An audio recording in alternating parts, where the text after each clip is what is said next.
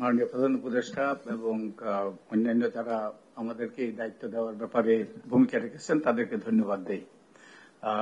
এটা একটা গুরু দায়িত্ব, আমাদের নির্বাচন ব্যবস্থা ভেঙে গিয়েছে এটাকে জোড়া লাগানো, এবং আমার এবং আমার কমিশনের উপর সদস্যদের উপর আস্থা রাখার জন্য আপনাদের কাছে কৃতজ্ঞ। এবং আমার বন্ধুরা বলেন যে I was really on the hot seat and probably this seat will become hotter in the coming days. কারণ আমরা কতগুলো প্রস্তাব করেছি যেগুলো ওই যে পরিস্থিতিটাকে আরো উত্তপ্ত করতে সহায়তা করবে। আমরা যে কাজটা করার চেষ্টা করেছি সেটা হলো যে আমরা যে নির্বাচন ব্যবস্থা যাতে একটা স্বচ্ছতা প্রতিষ্ঠিত হয় সেটা আমরা চেষ্টা করেছি আমাদের এই দীর্ঘ 3.5 মাসের প্রচেষ্টার মাধ্যমে, এবং একই সাথে সকল অংশীজনের যেন দায়বদ্ধতা প্রতিষ্ঠিত হয় এবং নির্বাচনটা যেন অন্তর্ভুক্তিমূলক হয় এবং ভোটারদের যেন ভোট দেওয়ার অধিকার প্রতিষ্ঠিত হয়, সেই লক্ষ্যে আমরা কাজ করেছি এই 3 মাস। এবং আমাদের যে 150টার মতো আমাদের সুপারিশ, ছোট বড় সুপারিশ, তাই এগুলো উত্থাপন করা অসম্ভব। তবে আমাদের কিছু সুপারিশ আছে সংবিধান সংশোধন সংক্রান্ত, যেগুলো অনেকটাই মিলে যায় আমাদের প্রতিবেশী, আমরা প্রতিবেশী ছিলাম, সেই প্রতিবেশী তাদের যে সুপারিশ, তাদের সুপারিশের সাথে আমাদের এই যে প্রচেষ্টা চালিয়েছি তার একটা বড় ড্রাইভিং ফোর্স ছিল যে আমরা গ্রামের থেকে অনেক মানুষ এসেছে আমাদের সাথে কথা বলতে। তাদের 2-1 বলে গিয়েছে আমাদেরকে যে এই যে সুন্দর বিল্ডিংটা আপনারা বসছেন, আমরা সংসদ ভবনে বসি, এই ইমারতে যেন আর যেন কুৎসিত লোক আসতে না পারে। এটা আমরা মনে করেছি এটা ছিল আমাদের প্রতি ম্যান্ডেট।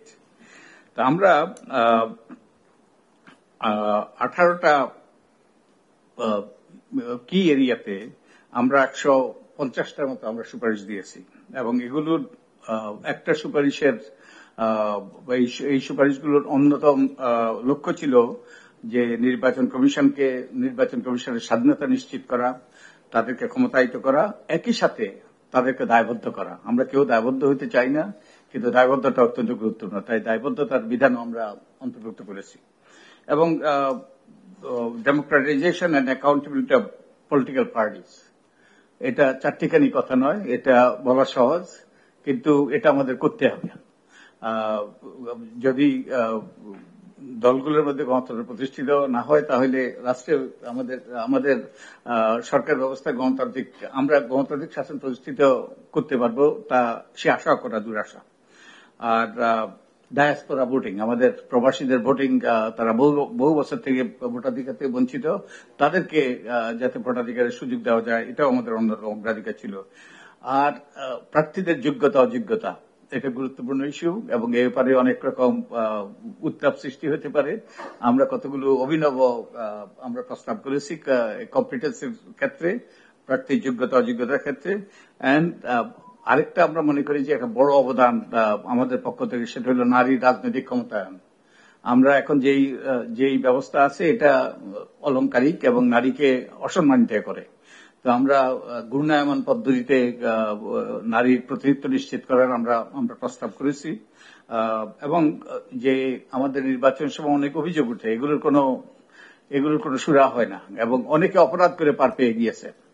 আমরা যে এই অপরাধ ব্যবস্থাকে যাতে সুসংগত করা যায় এবং তাদেরকে যাতে দায়বদ্ধ করা যায় সেই বিষয়ে আমরা সুপারিশ করেছি। এবং বিশেষত আমাদের গত 3টি নির্বাচনে যারা আমাদের নির্বাচন ব্যবস্থাকে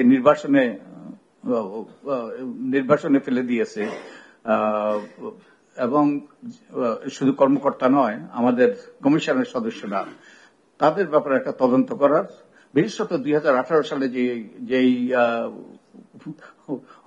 অভূতপূর্ব কাণ্ড ঘটেছে মধ্যরাতে, সে ব্যাপারে একটা তদন্ত করে তাদেরকে বিচারের আওতায় আনা গুরুত্বপূর্ণ বলে আমরা মনে করি, দায়বদ্ধতার আওতায় আনা গুরুত্বপূর্ণ বলে আমরা মনে করি। আমরা যেটা আমাদের আমরা 18টা বোধহয় একটা করে বলতে গেলে অনেক সময় লাগবে, তো আমরা বিশেষত নির্বাচন কমিশনকে শক্তিশালী করার ব্যাপারে এবং তাদেরকে কার্যকর করার ব্যাপারে আমরা গুরুত্ব দিয়েছি এবং আমরা কয়েকটা আইনের খসড়া তৈরি করেছি এবং আরো দু একটা তৈরি করার প্রক্রিয়া আছি। আমাদের একটু সময় দিতে হবে। আমরা নির্বাচন কমিশনের জন্য একটা কম্প্রিহেন্সিভ, আমরা প্রাথমিকভাবে মনে করেছিলাম যে আমরা একটা নির্বাচন কমিশন নিয়োগ আইন করব। তো আমরা পরবর্তীতে আমাদের উপলব্ধিতে আসলো যে একটা নির্বাচন কমিশনের জন্য একটা কম্প্রিহেন্সিভ আইন করা দরকার, যেমন দুদকের আইন আছে এবং সরকারি কর্ম কমিশনের আইন আছে, সেরকম একটা আইন। আর আরো অনেকগুলো আইন আছে যেগুলো সংস্কার করা দরকার, যে গভীরভাবে এগুলো বিশ্লেষণ করে সংস্কার করা দরকার। আমার অনেকগুলো আমরা এর মধ্যে গুছিয়ে এনেছি। তো আমাদের এই আইনগুলো তৈরি করার ব্যাপারে আমাদেরকে একটু সময় দিতে হবে। তো আমরা অ্যাগেইন সময় শেষ। আমরা যে কাজটা করার চেষ্টা করেছি, সংস্কার by definition is big bang, it will have to be big bang approach. যদি ইনক্রিমেন্টাল হয় এটা কোনো সংস্কার হয় না। কিন্তু আমরা যেটা মনে রেখেছি, পাবলিক ইন্টারেস্ট এবং রেলিভেন্স, এই দুটো বিষয় বিবেচনা রেখেই আমরা আমাদের প্রস্তাবগুলো উত্থাপন করেছি। তো আপনাকে ধন্যবাদ এবং আমি কৃতজ্ঞতা। আমি মনে করি আমার জন্য ব্যক্তিগতভাবে আমি জীবনে অনেক অ্যাসাইনমেন্ট করেছি। আমি I am not a spring chicken, আমি বয়োজ্যেষ্ঠ মানুষ। তো আমার মনে হয় সবচেয়ে গুরুত্বপূর্ণ অ্যাসাইনমেন্ট এটা আমার জীবনে ছিল। তো আপনাকে এবং আপনার সহকর্মীদেরকে ধন্যবাদ এবং আমি একই সাথে আমার সহকর্মীরা যারা অক্লান্ত পরিশ্রম করেছেন তাদেরকে ধন্যবাদ দিই। আমরা একটা সার্ভে করেছি এবং একই সাথে আমরা হাজার হাজার ব্যক্তির এই সার্ভেতে প্রায় 50,000 ব্যক্তি এই সার্ভেতে অংশ নিয়েছে। আমরা এবং একই সাথে আমরা হাজার হাজার ব্যক্তির কাছ থেকে আমরা বিভিন্ন রকম তথ্য পেয়েছি, পরামর্শ পেয়েছি। প্রত্যেকটা বাংলাদেশি যেটা অভিনব সেটা হলো প্রত্যেকটা বাংলাদেশের কিছু না কিছু বলার আছে, তাদের কিছু না কিছু পরামর্শ আছে। এই পরামর্শগুলো আমরা একত্রিত করে আমরা আমাদের প্রস্তাব সুপারিশ উত্থাপন করার চেষ্টা করছি। আপনাকে ধন্যবাদ এবং আপনার সহকর্মীদেরকে ধন্যবাদ, আমার সহকর্মীদেরকে ধন্যবাদ।